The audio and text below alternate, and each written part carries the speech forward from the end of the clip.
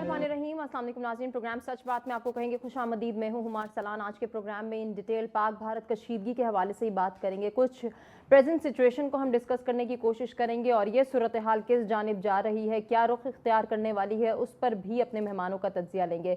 कुछ स्टेटमेंट्स हम शामिल करना चाहेंगे army chief general Asim Munir साहब की, जो अब से कुछ देर कबल उन्होंने कहा कि पाकिस्तान खित्ते और दुनिया में अमन का ख्वाहा है। दुश्मन अनासिर सूबे में खौफ, अदम इस्तेहकाम और तशद्दुद को फ़रोग़ देना चाहते हैं। दुश्मन अनासिर के मज़मूम अज़ाइम को हरगिज़ कामयाब नहीं होने देंगे। इससे कबल अगर थोड़ी सी बात और की जाए तो सदर पाकिस्तान सदर आसिफ अली जरदारी और चीनी सफ़ीर की मुलाकात में भी दो तरफ़ा उमूर पर तबादला ख्याल किया गया है और सदर मुमलिकत की जानिब से पहलगाम वाक़े पर भी डिस्कशन हुई।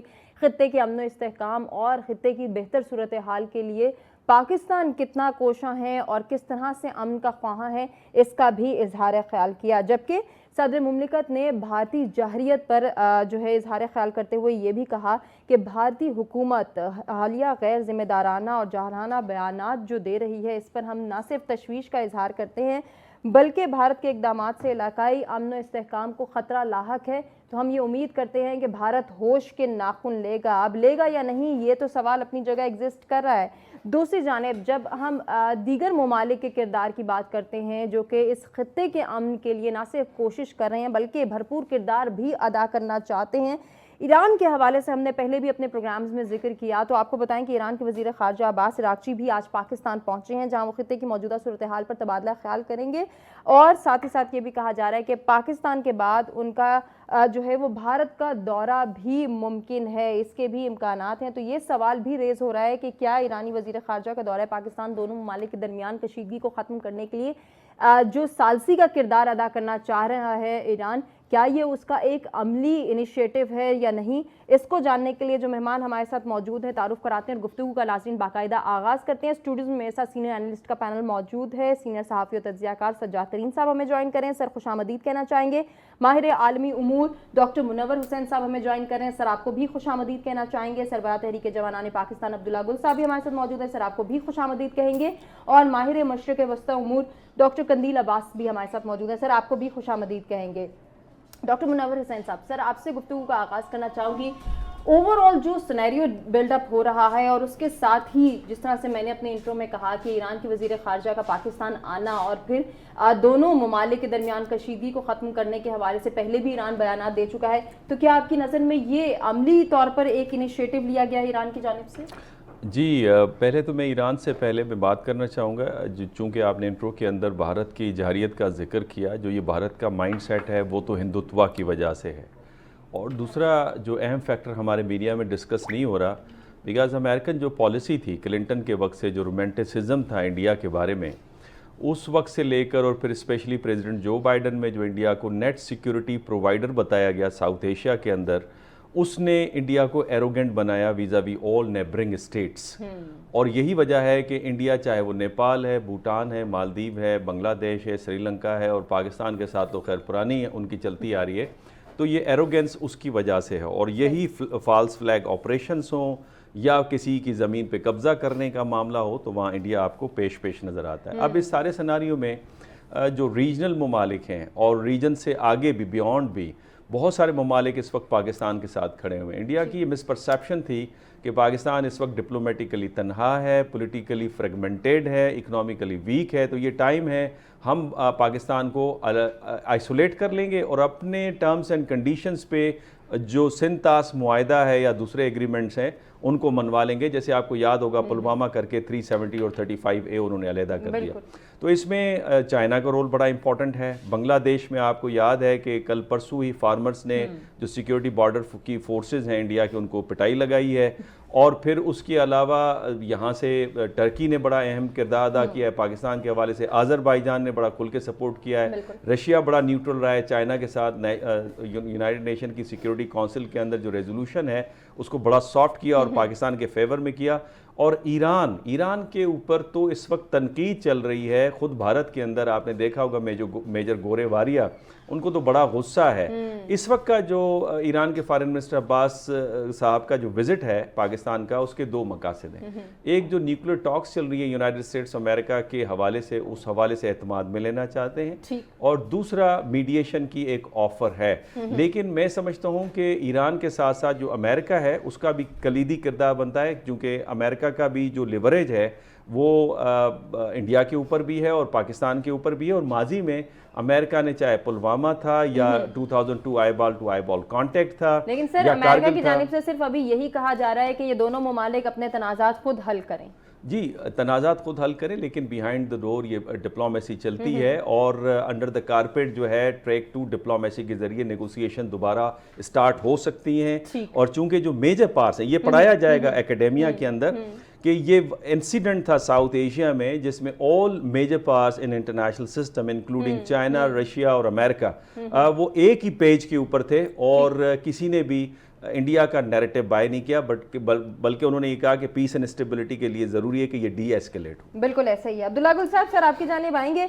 अब एक जानिब हम भारत की सिचुएशन को डिस्कस कर रहे हैं, मैं ये सवाल तो करना चाह ही रही हूँ कि मोदी क्यों चंद सियासी मफादात की वजह से खित्ते के अमन को बर्बाद करने के लिए कोशिश करे। दूसरी जानिब मैं थोड़ी सी अंदरूनी सूरत हाल भारत की भी डिस्कस करना चाहूँगी। सर, इस वक्त जो भारत की सियासी और मिलिट्री क़यादत में एक तनाज़ा डेवलप हुआ है, मैं चाहूँगी आप गुफ्तगू का आगाज़ वहाँ से करें। बिस्मिल्लाहिर्रहमानिर्रहीम, बहुत शुक्रिया। देखिए, जहाँ तक ताल्लुक है भारत की मिलिट्री और उनकी सियासत के अंदर एक तनाव बैठा हुआ है, नजर आ रहा है।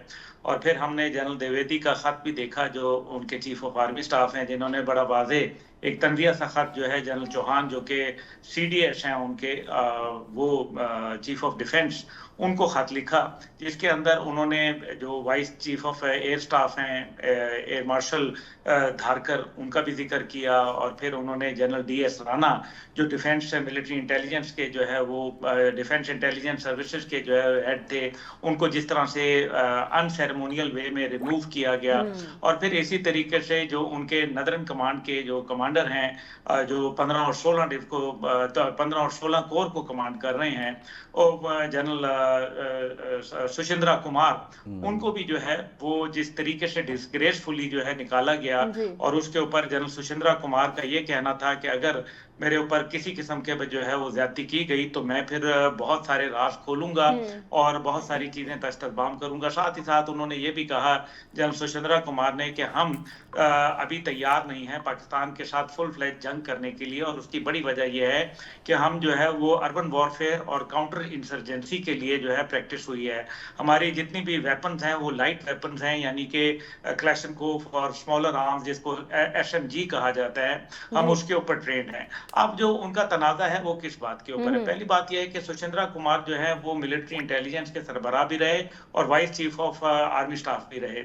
सुशिंद्रा कुमार ये कहते हैं कि जी उन्होंने एक हफ्ता जो है वो पूरा इंक्वायरी करवाई, और क्योंकि ये उनका एरिया ऑफ कमांड था, उसके अंदर पहलगाम जैसा वाकया होना ये यकीनन उनके लिए, उनकी फौज के लिए बहुत बड़ी एम्बैरेसमेंट थी कि इतनी बड़ी फौजी प्रेजेंस के बावजूद, दुनिया का सबसे ज्यादा मिलिटराइज जोन होने के बावजूद वहां इस किस्म का वाकया हो जाता है, वो भी 400 किलोमीटर दूर से, जिसकी सरहदें भी अंदर से खुलती हैं, यानी कि भारत की तरफ से बाढ़ के दरवाजे खुलते हैं, पाकिस्तान की तरफ से खुल नहीं सकते। जो उन्होंने इलेक्ट्रॉनिक इक्विपमेंट लगाया हुआ है वो भी इतना सेंसिटिव है कि बकौल भारत के हम उड़ती जो मक्खी है उसको भी पकड़ लेते हैं, तो फिर उनको ये दहशतगर्द नहीं नजर आए।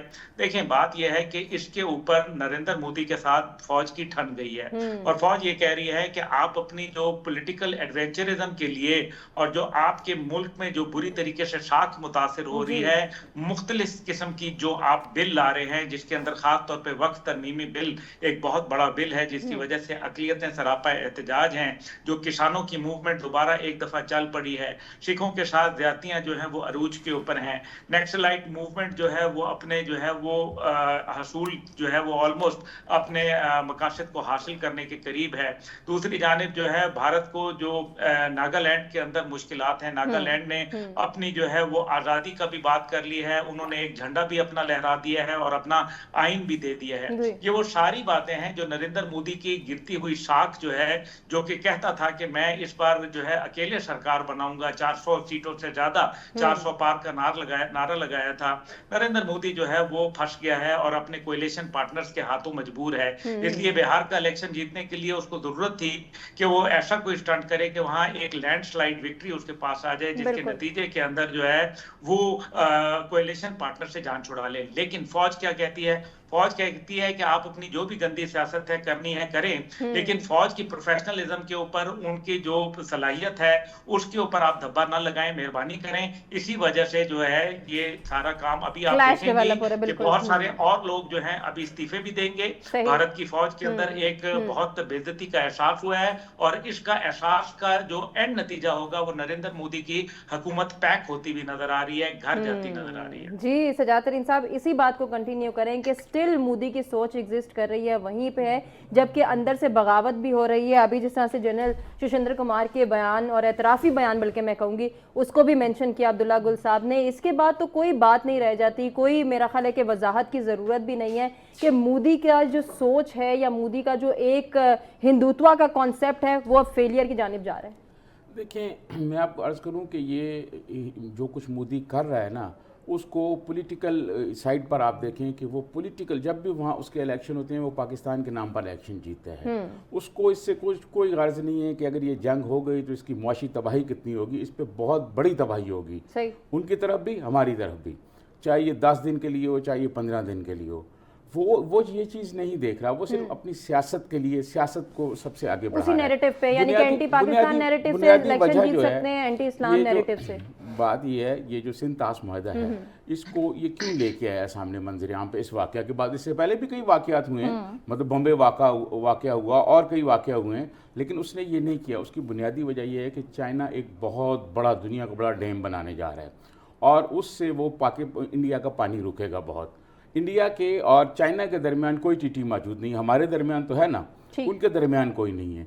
वो बुनियादी तौर पर इस इशू को खड़ा करके चाइना से और दुनिया को ये कराना चाहते हैं कि हमें फिर वहां से रिलीफ दिलाएं। वो ये एक गेम कर रहा है सारी अपने मुल्क के लिए। लेकिन मैं ये समझता हूँ वो जितनी चालें चल रहा है वो कोई इतना पॉजिटिव चीजें आगे नहीं बढ़ रही। बाकी ये जो इख्तलाफात की बातें हुई या कि भाई वो जनरलों में उनके इख्तलाफात है, अगर जंग छिड़ जाती है तो फिर उनके लोग उनकी फौज के साथ होंगे, हमारे लोग हमारी फौज के साथ होंगे। ये तो फिर जंग के बाद फैसला होगा कि किसने क्या गलत किया। और दूसरी बात, जंग शुरू करना मोदी के अख्तियार में है कि वो जंग शुरू कर ले, लेकिन जंग खत्म करना फिर मोदी के अख्तियार में नहीं है। लेकिन सर फौज खुद एतराफ कर रही है, भारतीय फौज की बात कर रही हूँ, कि वो खुद एतराफी बयान दे रहे हैं कि हम इतने केपेबल ही नहीं है कि हम लड़ सकें, तो फिर कैसे जंग शुरू करेंगे? देखें, बात यह है कि वो तो ये कह रहे हैं कि वो नहीं लड़ना चाहते, लेकिन सवाल ये है जो उसका मोदी जो है उसका जो पॉलिटिकल फायदा है वो तो फिर उसका नुकसान हो जाएगा। फिर बीजेपी तो गई हिंदुस्तान से, वो उसने आज तक जितने इलेक्शन लड़े हैं उसने इसी वजह से लड़े हैं ना। वो यही मतलब पाकिस्तान को सामने देखें, पाकिस्तान में जब इलेक्शन होते हैं, आप एक बहुत जमाने की बात करूं, उस वक्त कश्मीर का इशू या इंडिया के इशू पे बात होती थी इंतखाबात में। पाकिस्तान में अब बहुत साल हो गए हैं कि इंडिया के नाम पर कोई पॉलिटिक्स नहीं होती यहाँ किसी किस्म की, लेकिन मोदी जो है वो हर इंतखाब पाकिस्तान के नाम पर जीतता है। तो ये भी कोशिश की है कि आप ये करके देख लेते हैं, गले पड़ गई है। ठीक हो गया जी। डॉक्टर कंदील अब्बास साहब, सर आपका क्या कहना है, ये जो ओवरऑल इस वक्त खित्ते की सूरत हाल है, इसमें बेहतरी के किस तरह से चांसेस डेवलप हो सकते हैं और इसमें कौन कौन से मुमालिक अपना किरदार अदा कर सकते हैं? सर इसको भी हाईलाइट कीजिएगा। जी बहुत शुक्रिया। देखें, पहलगाम के जो डेडली अटैक्स थे इनको तकरीबन 2 हफ्ते होने को हैं और इस दौरान हिंदुस्तान की तरफ से भी और पाकिस्तान की तरफ से मुसलसल सफारती सरगर्मियाँ हुई और कई मुलाकातें भी हुई। लेकिन मैं समझता हूँ कि ईरान के वज़ीर ख़ारजा अब्बास अराक़ची की जो विजिट है ये दोनों मुल्कों के दरमियान कशीदगी को कम कराने के लिए पहली संजीदा कोशिश है, क्योंकि इससे पहले जो भी बयानात आए, जो भी मुलाकातें हुई, उसमें बातें तो हुई लेकिन कोई संजीदा इकदाम सामने नहीं आ सका। तो हिंदुस्तान के पॉइंट ऑफ व्यू से अगर आप देखें तो उनके चाइना के साथ बहुत ही ख़राब रिलेशंस है इस वक्त, और चाइना कभी भी इंडिया की हमायत नहीं करे। बांग्लादेश के हालिया वाक़यात के बाद बांग्लादेश भी कोई टोको नहीं रखता यानी इंडिया के बारे में, और इस वाक़े के फ़ौरन बाद इंडिया ने वफ़द भेजा था काबुल यानी अफगानिस्तान, और वो तवक्को कर रहे थे कि तालिबान के साथ जो हालिया कशीदगी है पाकिस्तान की, इसकी वजह से तालिबान अफगानिस्तान से हिंदुस्तान के मौक़िफ़ की हमायत करेंगे। लेकिन अभी 2 दिन पहले तालिबान की वज़ारत ख़ारजा ने भी ऐलान किया है कि वो अपने आप को न्यूट्रल रखना पसंद करें। ये ऐसी सूरत हाल है कि जिसमें हिंदुस्तान को सफारती मैदान में शदीद नाकामी का सामना है, जबकि दूसरी तरफ पाकिस्तान ने जहाँ जहाँ मुलाकातें की हैं वहाँ से एक पॉजिटिव बात आई है, क्योंकि पाकिस्तान ने जो ऑफर दी थी कि बैनुल सतह की एक तहकीकात अमल में आनी चाहिए, एक कमेटी बना के जो फैक्ट फाइंडिंग करे और वो ये डिसाइड करे कि जो हिंदुस्तान में ये वाक़यात हुए हैं यानी मकबूज के पीछे कौन है। और इस सिलसिले में पाकिस्तान मजबूत तरीके से अपना मौक़िफ़ ईरान के वज़ीर ख़ारजा के सामने रखा है और वो पाकिस्तान के बाद क्योंकि हिंदुस्तान का दौरा करने की इरादा रखते हैं, तो मेरा ख्याल है कि ये बड़ी एक संजीदा कोशिश है। और इसमें जो लेकिन सर अब सवाल ये एग्जिस्ट कर रहा है कि क्या इस संजीदा कोशिश को और इस प्रैक्टिकल इनिशिएटिव को भारत कबूल करेगा या नहीं, ये सवाल हम अपने मेहमानों से करेंगे। नाज़रीन एक ब्रेक के जाने बढ़े, stay with us. Welcome back नाज़रीन, प्रोग्राम में एक मरतबा फिर से आपको कहेंगे खुशामदीद। ब्रेक पे जाने से पहले जो गुफ्तगू हो रही थी उसी के सिलसिले को आगे बढ़ाएंगे। डॉक्टर मुनव्वर हुसैन साहब, सर जो बात मैं अभी ब्रेक पे जाने से पहले कह रही थी कि ईरान की जानिब से तो एक प्रैक्टिकल कोशिश हो गई है जिसका जिक्र अभी डॉक्टर कंदील साहब भी कर रहे थे, लेकिन अब सवाल ये एग्जिस्ट करता है कि क्या मोदी का जंगी जुनून ईरान की जानिब से सालसी की पेशकश को कबूल करने के लिए तैयार है या नहीं? देखिए, इंडिया इस वक्त बहुत वीक पोजीशन के ऊपर है। क्यों वीक पोजीशन पे है कि बिकॉज उसकी मिलिट्री लड़ने के लिए तैयार नहीं है, जिसका जिक्र अब्दुल्ला गुल साहब ने भी कहा। उन्होंने लेफ्टिनेंट जनरल एमवी कुमार का जिक्र किया और ये नॉर्थ को कमांड कर रहे थे और नॉर्दर्न कमांड जो है सबसे बड़ी कमांड है 7 लाख फोर्स के ऊपर, उनको पकड़ के गिरफ्तार कर दिया। इसके बाद उनके vice chief of air staff जो है एयर मार्शल सुजीत पशपारकर, जिनका भी उन्होंने जिक्र किया, उन्हें उतारा गया। फिर उसके बाद लेफ्टिनेंट जनरल DS राणा, ये तो बड़ी लेट खबर आई है पाकिस्तान में, अदरवाइज ये पहले ही हो चुका था, उनको भी उतार दिया गया। और फिर उसके साथ साथ एक नई खबर जो अभी तक पाकिस्तान मीडिया में नहीं चल रहे, जो विक्रांत एयरक्राफ्ट कैरियर है वो जो वापस लौटा है, उसके कैप्टन को भी गिरफ्तार कर दिया है। अच्छा। तो अब खुद भारत के फौज के अंदर अब्दुल्ला गुल साहब इसकी बड़ी वजह से आपको बताएंगे, इस वक्त बहुत सारी रेजिग्नेशंस तैयार हैं और जब हार्मोनी ना हो एक फोर्स के अंदर, एक ऑर्गेनाइजेशन के अंदर, तो वो लड़ेगी किस तरह से। और दूसरा ये कि जो मैसेज गया है ना, जिस वक्त इन्होंने एयर वाइस चीफ को भी हटाया और फिर MV कुमार साहब को भी हटाया, फिर लेफ्टिनेंट जनरल DS राणा, इनकी तरफ से एक मैसेज क्या है कि हम आपके लिए जानवर नहीं हैं जो आपके सियासी मकासद के लिए इस्तेमाल होंगे, हमने मुल्क के लिए लड़ना है, आपके लिए नहीं लड़ना। और यही वजह है कि मोदी इतना अंडर प्रेशर है, बिकॉज नैरेटिव नहीं बिक रहा, बिकॉज डिप्लोमेसी से सपोर्ट नहीं आ रही, वहां भी फेलियर है। पहले यूनाइटेड नेशन की सिक्योरिटी काउंसिल में गए, वहां फेलियर था, IMF की तरफ गए, वहां फेलियर था। आप कहते हैं हम FATF की तरफ जाएंगे, वहां पे भी इनको जवाब नहीं मिलेगा। और भी जितने भी ममालिक जिनका आपने जिक्र किया, चाहे वो अफगानिस्तान है, ईरान है, टर्की है, अजरबैजान है, और फिर मेजर पार्ट्स लाइक चाइना को तो चलें साइड पे रखें, यूनाइटेड स्टेट्स ऑफ अमेरिका और वेस्ट से उनको बड़ा आसरा था कि ग्लोबल नॉर्थ से उनको बड़ा सपोर्ट मिलेगी, वहां से भी नहीं मिली। तो अब वो मजबूर हो गए और वो इस बात को तस्लीम करेंगे। यही वजह है कि मीटिंग में उन्होंने आर्म फोर्सेस के साथ नेशनल सिक्योरिटी काउंसिल के अंदर उन्होंने कहा कि अब हमने खुली छूट दे दी आर्म फोर्सेस को, वो फैसला करें। यानी वो अपने ऊपर से बार उतारना चाह रहे हैं। जब नहीं लड़ पा रहे तो अब वो सारा मुद्दा जो है इंडियन आर्म फोर्सेस के ऊपर डाला है। और फ्यूचर में अब्दुल्ला गुल साहब ने एक बड़ी इंपॉर्टेंट बात की, मैं उसकी तरफ जोर देना चाहूँगा। मुझे फ्यूचर में जो सिविल मिलिट्री रिलेशनशिप है वो ख़राब होते हुए नज़र आ रहा है, एक बड़ा गैप आएगा और आप आने वाले दिनों में देखेंगे ये एक अलग से एक बहुत सीरियस इशू इंडियन पॉलिटिक्स के अंदर उभरते हुए नजर आएगा। सर अगर ऐसा होता है अब्दुल्ला गुल साहब, अगर ये सिविल मिलिट्री एक रिलेशनशिप खराब होता हुआ नजर आ रहा है, जो अभी भी नजर आ रहा है, अगर ये मजीद तनाज़ात का शिकार होता है तो फिर भारत का ओवरऑल इमेज तो बहुत ही ज्यादा खराब हो जाएगा दुनिया भर में। देखिए, डॉक्टर साहब ने बड़ी जबरदस्त तरीके से समुंदर को कूजे में बंद किया, पहले सेगमेंट में भी और अभी भी माशाल्लाह। मैं तो बड़ा इनका जो है मुतकिद हूँ। लेकिन जहां तक ताल्लुक है, आप देखिए, मैं आपको प्रूफ कर देता हूँ। एक बड़ी जबरदस्त बात अभी डॉक्टर साहब ने की और वो थी कि जी आप देखें कि ओनस डाल दिया फौज के ऊपर, कि फौज को इख्तियार दे दिया कि वो करे। चलें, फौज ने किया। पाकिस्तान आर्मी आपको जो है बॉर्डर पे नजर आ रही है, पाकिस्तान आर्मी आपको जो है वो मिलिट्री एक्सरसाइजेस करती नजर आ रही है, वो जमीन से जमीन पर मिसाइल फायर कर रही है, अपने जो फुल स्पेक्ट्रम ऑफ हमारे जो मिसाइल हैं उनको जो है वो तजर्बे कर रही है। आप मुझे बताएं इंडियन आर्मी कहाँ आपको नजर आ रही है? क्या कोई एक उन्होंने आपको जो है वो नजर आया?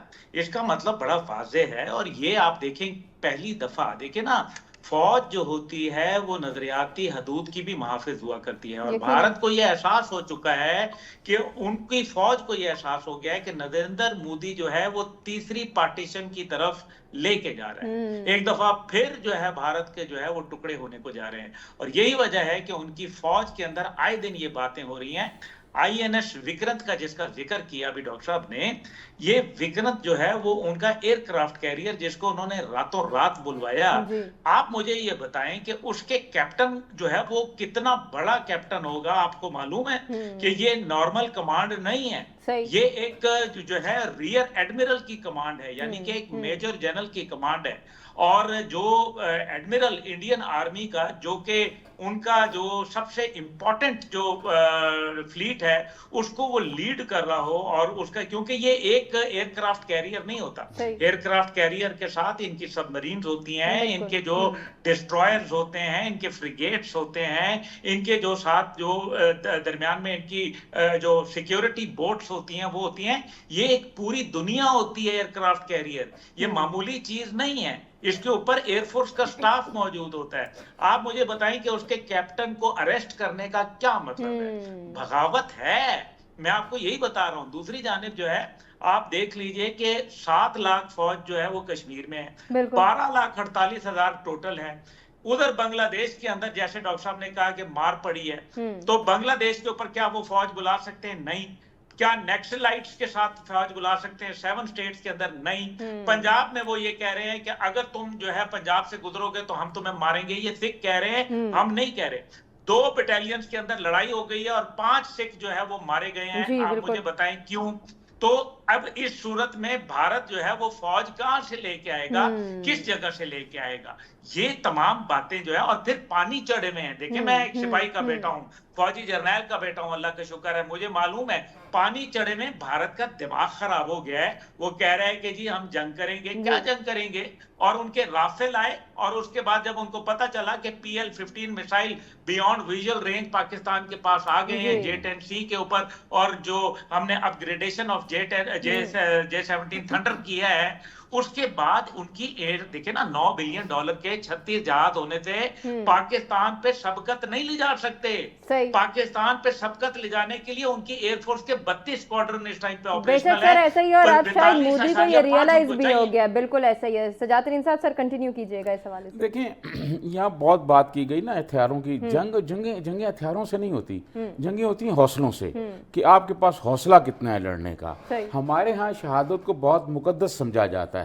हमारे यहाँ आपने देखा होगा, यहाँ भी दहशतगर्दों के खिलाफ यंग बच्चे जो हैं यूनिफॉर्म में, उनकी तस्वीरें आती हैं, वो शहीद होकर आते हैं, और उनके वालिदैन को लोग मुबारकबाद दे रहे होते हैं कि आपका बेटा शहीद हुआ है। ये हौसला उनके पास नहीं है, इंडिया के पास ये हौसला नहीं है, उनकी फौज में ये हौसला नहीं है। तो मैं ये समझता हूँ कि जंग जो है ना, वैसे तो मैं जंग का मुखालफ हूँ, मैं नहीं चाहता कि जंग हो, लेकिन मोदी जो है उस पर बहुत दबाव है।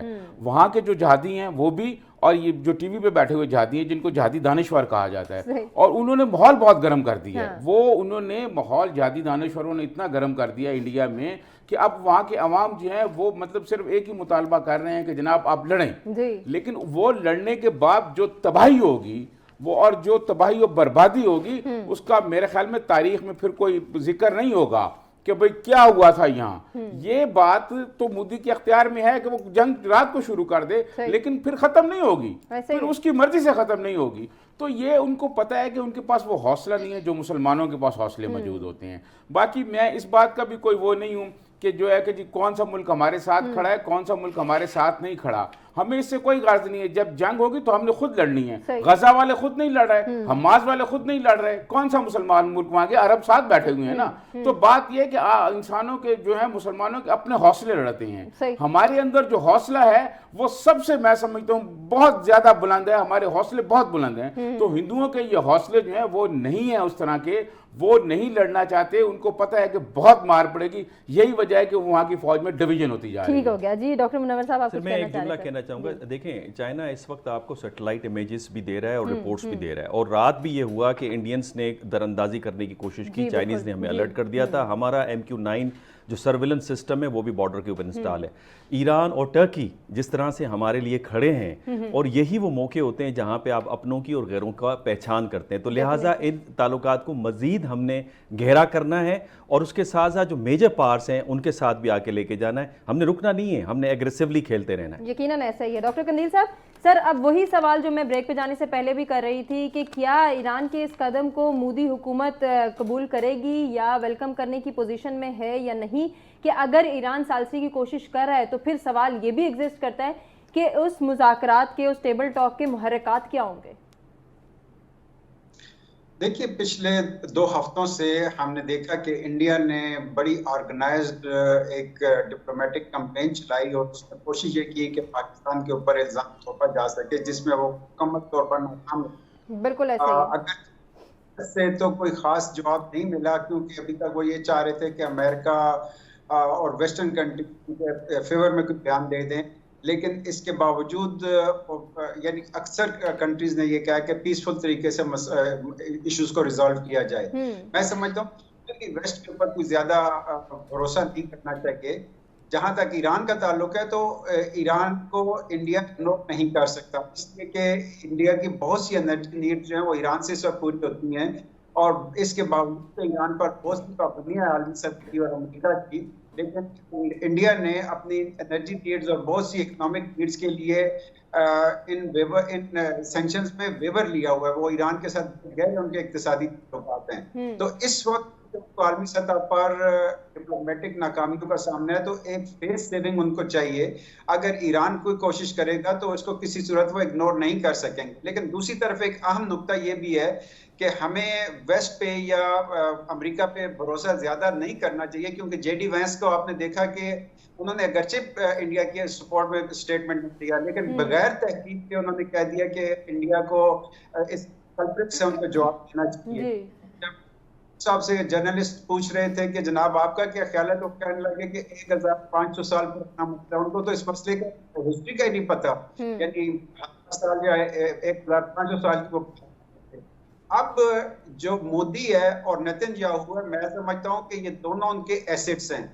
मिडिल ईस्ट में वो नेतन्याहू से जो काम करा रहे हैं, वो साउथ एशिया में मोदी से वही काम कराना चाहते हैं, इसलिए कि यहाँ पर चाइना को, पाकिस्तान को अगर करना चाहते हैं तो मोदी के बेहतरीन ऑप्शन है। इस सिर्फ पाकिस्तान के लिए चाइना ईरान जो सपोर्ट है उस पर बहुत ज्यादा रिलाय करना पड़ेगा, और ये इंडिया इग्नोर नहीं कर सकेगा। लेकिन सर, जिस तरह से आप कह रहे हैं कि जिस तरह नेतन्याहू से जो काम लिया जा रहा है वही मोदी से करवाने की कोशिश करें, तो यहाँ तो सामने पाकिस्तान है। क्या भारत को ये नहीं पता कि पाकिस्तान कितना कैपेबल और हमा वक्त तैयार है कोई भी जवाब देने के लिए? देखिए, मैं अर्ज ये कर रहा हूँ कि जैसे फिलिस्तीनियों को उसके हमसाया मुल्कों से भी नहीं आई, पाकिस्तान उससे डिफरेंट है। पाकिस्तान के साथ चाइना खड़ा है, पाकिस्तान के साथ ईरान खड़ा है, और पाकिस्तान खुद एक बहुत बड़ी न्यूक्लियर पावर है। बिल्कुल। यहाँ मोदी को यही गलती करेगा तो उसको भरपूर जवाब मिलेगा, लेकिन जो मोदी के बारे में एक्सपेक्टेशन है वेस्टर्न कंट्री, खासतौर पर अमेरिका को, वो ये है कि ये एक फेनेटिक लीडर है, और जो हिंदुत्व की आइडियोलॉजी है, एक एक्सट्रीमिस्ट आइडियोलॉजी, उसको बेस बनाकर ये चाइना को यहाँ पर कंटेन करना चाहते हैं, और चाइना के साथ साथ पाकिस्तान को भी वो देखना चाहते हैं, क्योंकि अफगानिस्तान में उनको शदीद नाकामियां हुई हैं। तो इस सारी सूरत हाल में मेरा ख्याल है पाकिस्तान को बेहतरीन ऑप्शन चाइना और ईरान की तरफ से मिलेगा।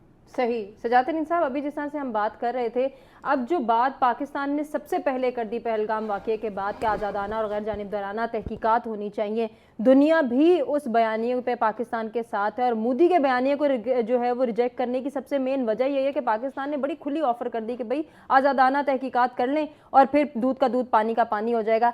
अब क्या भारत इस पेज पे आएगा कि वो तहकीकात का आगाज़ करवा सके? इंडिया कभी नहीं आएगा इस पर, क्योंकि अगर वो मोदी इस पे आता है तो मोदी का जो चेहरा है वो दुनिया के सामने बेनकाब हो जाएगा।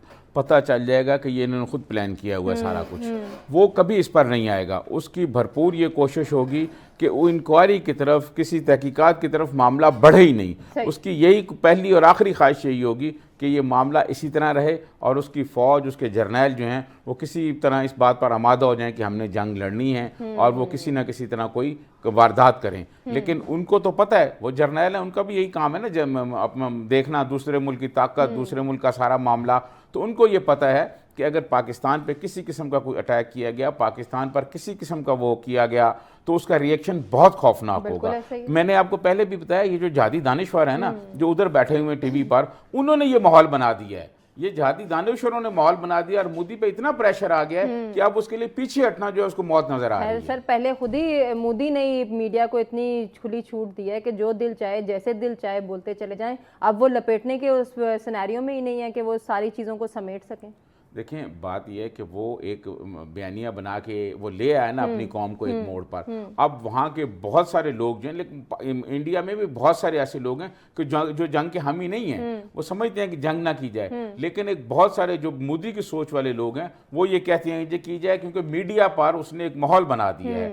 अब अगर वो वहाँ से पीछे हटता है तो उसके पास उसके पास दो ऑप्शन है, या वो जंग करे, अगर जंग नहीं करेगा तो फिर वो पॉलिटिकली खत्म हो जाएगा। अच्छा, ये तो जो दरअंदाजी की जा रही है, ये जो छोटी छोटी कोशिशें की जा रही हैं, ये भी तो मोदी की सोच ये है कि वो नहीं पीछे हटने के लिए तैयार, या उसको अभी होश के नाखून नहीं आ रहे।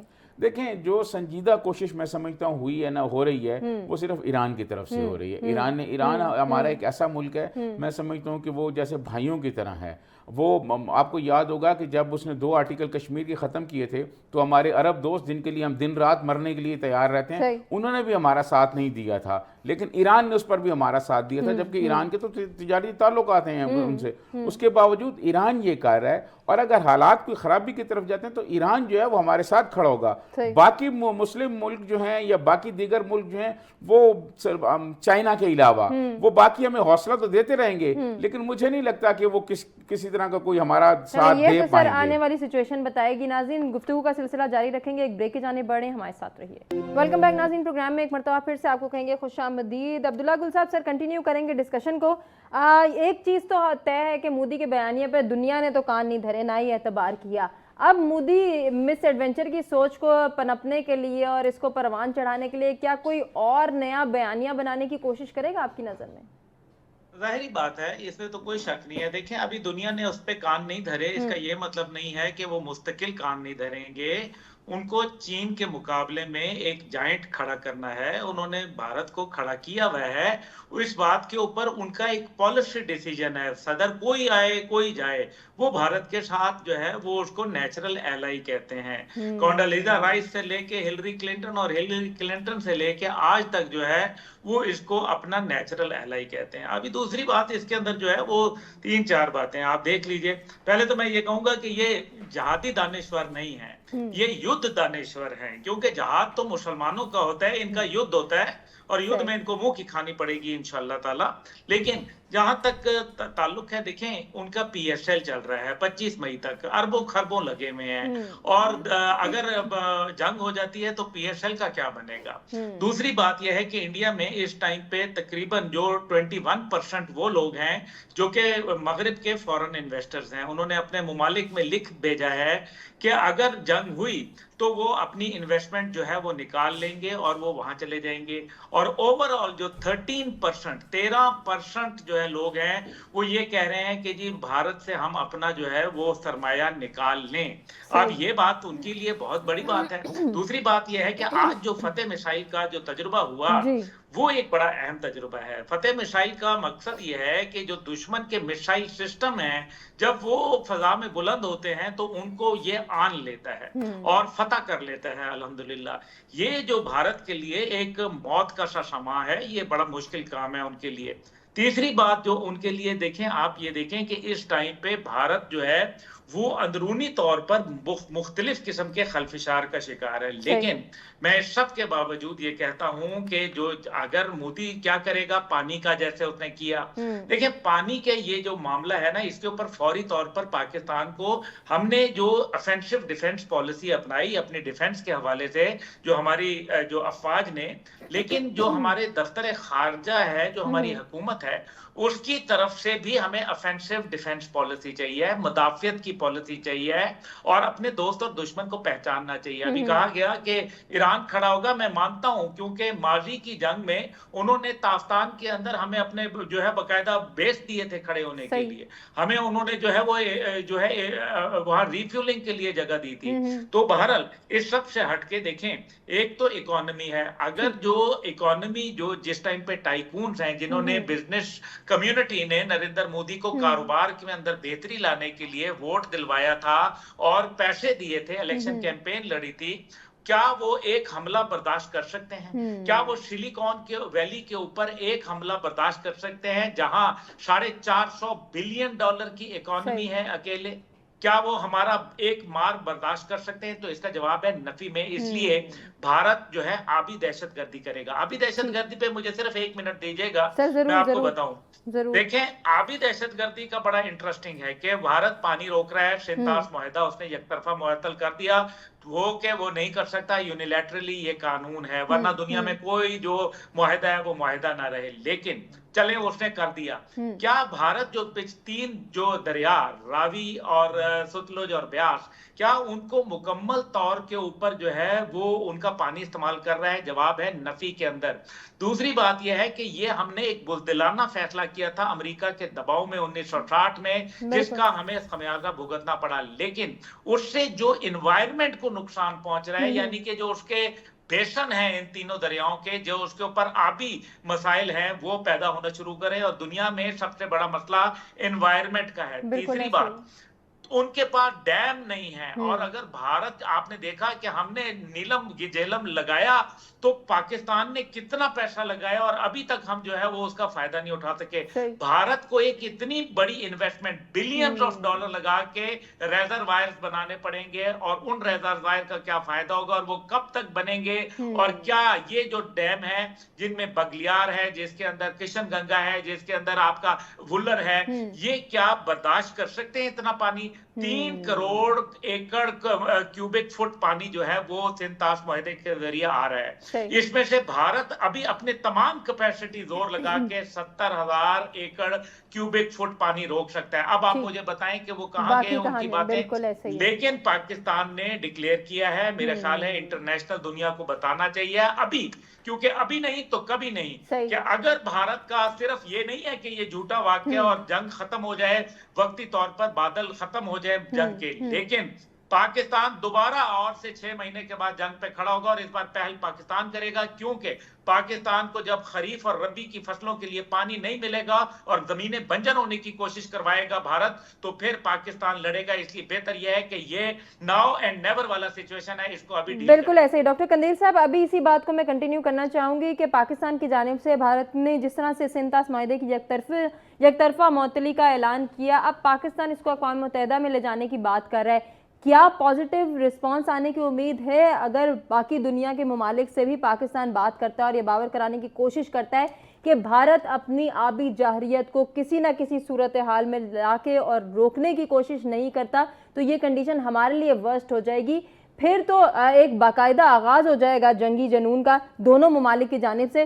तो सर, क्या बाकी ममालिक इस बात को रोकने में किरदार अदा करेंगे? देखिए, पहलगाम के फॉल्स फ्लैग ऑपरेशन के जरिए मेरा ख्याल में इंडिया ने एक तीर से 2 शिकार करने की कोशिश की है। इसमें हमें बड़ा विजिलेंट होना पड़ेगा। पहली बात तो ये है कि आप जानते हैं कि कश्मीर, खासतौर पे मकबूजा कश्मीर में जो मेन लोगों की इनकम है वो टूरिस्ट इंडस्ट्री के साथ लगी हुई है, और पर उन्होंने किसी इंडस्ट्री को काम करने का मौका नहीं दिया और लोकली लोगों को बिल्कुल कारोबार के लिहाज से तबाह करके रख दी है।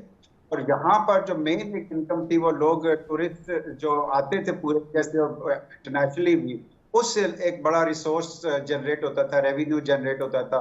अब पहलगाम ऑपरेशन के बाद एक तो इंडिया ने ये कोशिश की है कि कश्मीरियों को जो रेवेन्यू रिसीव हो रहा था उसका रास्ता बंद कर दिया जाए, और इसी बहाने से अब एक तो खुद भी जो टूरिस्ट है वो नहीं आएंगे, और दूसरा ऑफिशियली भी बता दिया कि आप टूरिस्ट जो इंडिया के अंदर से या इंटरनेशनली आ रहे थे वो ना आए। इससे यानी कश्मीर की जो है उनको इक़्तिसादी लिहाज से कुछ करने की कोशिश होती है। दूसरी बात, एक जो आम तरीन है वो सिंतास मुआहदा है।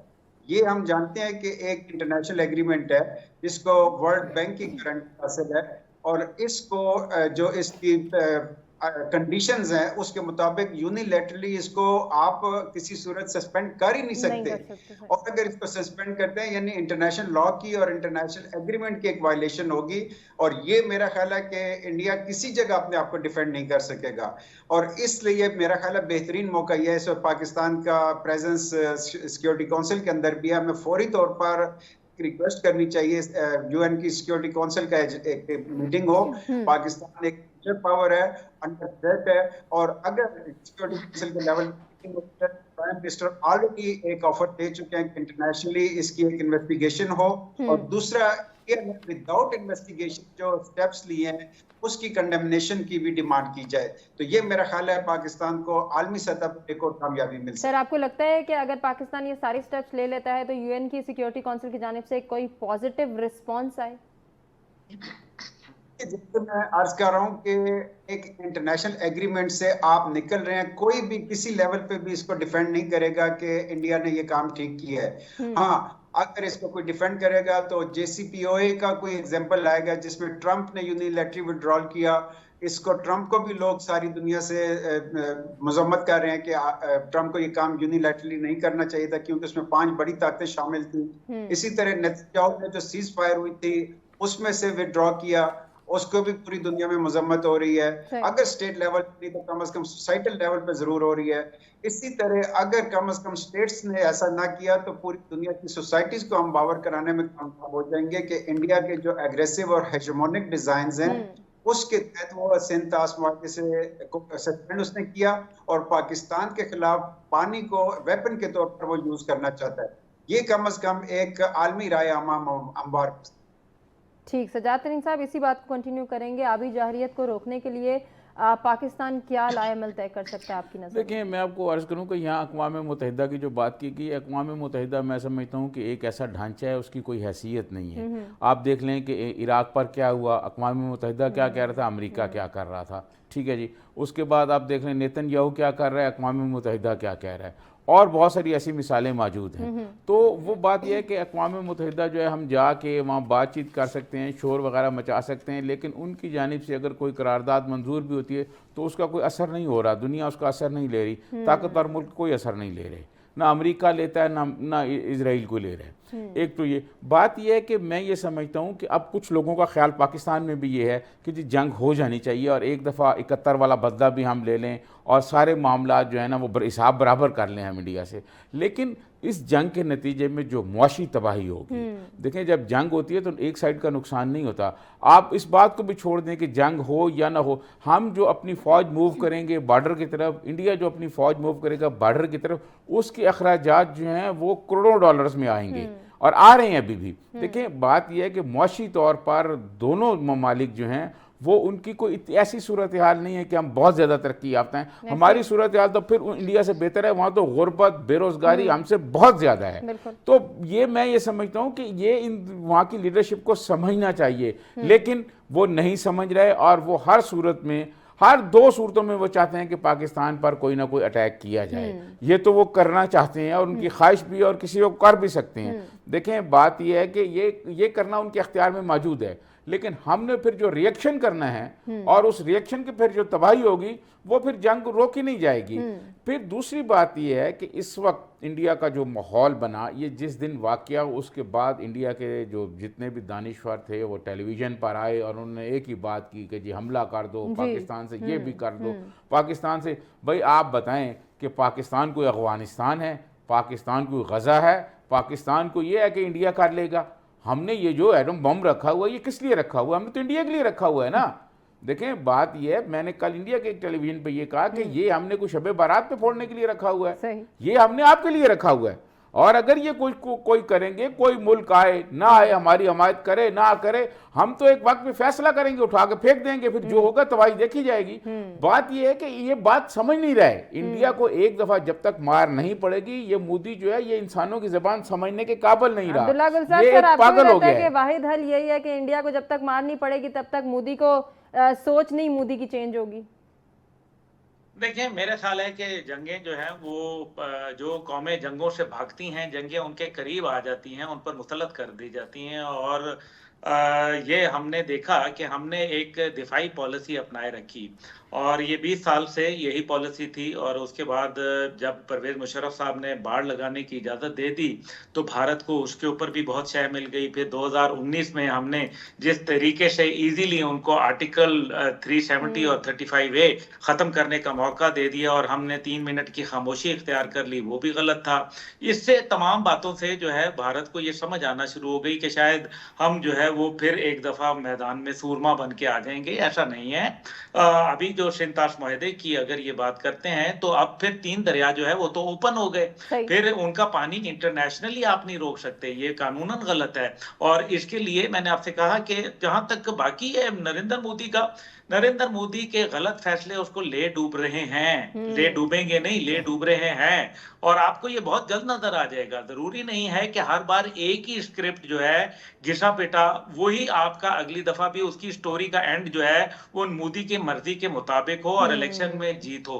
कभी कभी जो है वो कुछ और भी उसका नतीजा निकल आता है और इस बार लगता यही है कि इस बार नतीजा कुछ और निकलेगा। और ये भारत जो है इसके अंदर जो ऑपोजिशन जमाते हैं वो खुद एक्सपोज करेंगी नरेंद्र मोदी को। आप चंद दिन देखें, जब ये जरा जो है वो घटा टल जाएगी तो फिर आपको नजर आएगा कि बादल जब हटेंगे तो कड़कती धूप मोदी के ऊपर कैसे पड़ती है और ये मोदी के लिए बहुत मुश्किल हो जाएगा।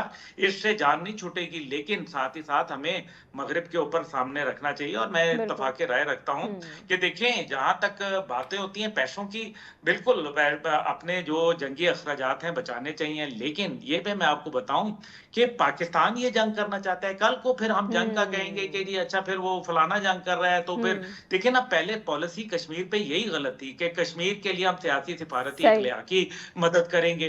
भाई क्या अगर बलूचिस्तान पे हमला करें तो फिर हम भी तब भी यही कहेंगे कि सियासी सिफारती और इखलाकी मदद करेंगे। कश्मीर था पाकिस्तान, कश्मीर है पाकिस्तान, कश्मीर रहेगा पाकिस्तान। सर बजा फरमा रहे हैं। माजर के साथ मुझे वाइंडिंग अप की जानिब बढ़ना है। अपने तमाम मेहमानों का नाज़रीन शुक्रिया अदा करना चाहेंगे जिन्होंने अपने कीमती वक्त और कीमती तज्जिए से आगाह किया और आपसे इजाजत लेंगे। अल्लाह।